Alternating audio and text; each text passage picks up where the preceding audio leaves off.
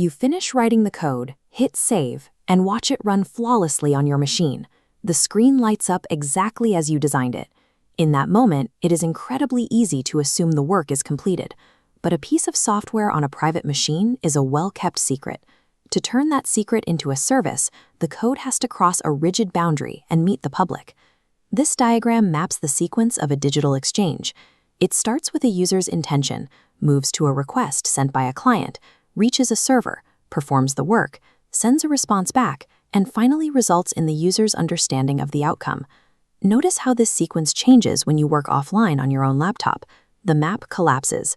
The client asking the question and the server answering it are sharing the exact same isolated room. There is no network delay, no unexpected traffic, and no outside interference. Launching software requires splitting that tight loop apart.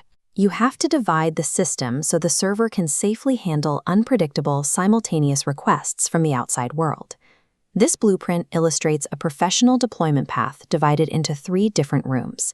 A project passes through each one to test a specific kind of truth. Looking at the first zone, we have the local room. This is the builder's private workbench. When something breaks here, it is a harmless learning event. You build, you check the behavior, and you make rapid changes with 0 external consequences. Moving to the second zone, we find the preview room. This is a rehearsal space. It exposes the project to a real external address, so you can test how it behaves over a network.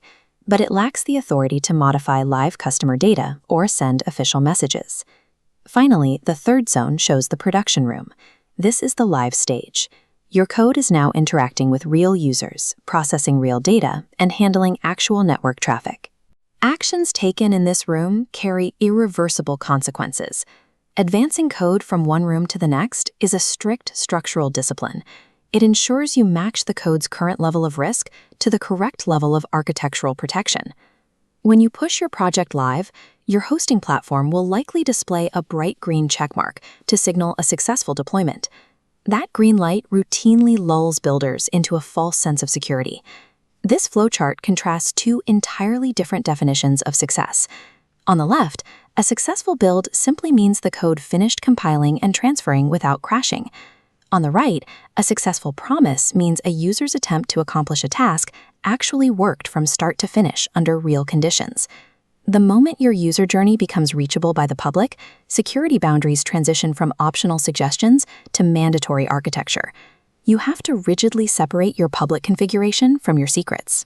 While a brand color or button label is safe to reveal, a password grants the holder authority to act on your behalf. This schematic illustrates the proper boundary for those credentials. The authorization remains locked within a trusted server environment. It never crosses the boundary into the client-side browser, where a user could easily inspect the code. If you accidentally print a password on your private local screen, you clear the terminal. If you expose that same password in production, a stranger gains full access to your infrastructure. The boundary is required because the consequence of failure escalates. Even with perfect boundaries, live systems encounter errors. A server returning an automated ping verifies that it is powered on and available. It does not prove the application is healthy or capable of serving the user's intent.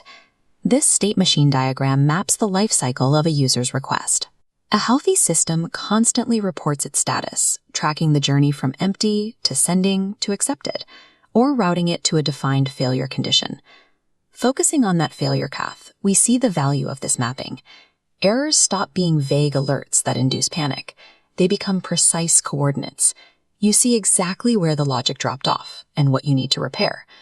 You build a reliable public product by designing structural paths for failure, ensuring the system knows how to respond gracefully when reality intervenes.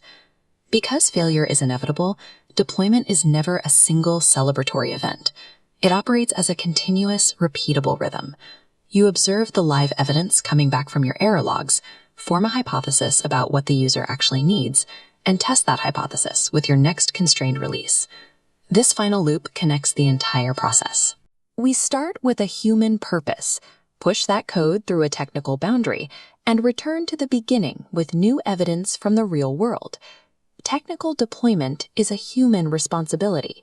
It is the bridge you build and actively maintain to let a private idea safely exist in the public world.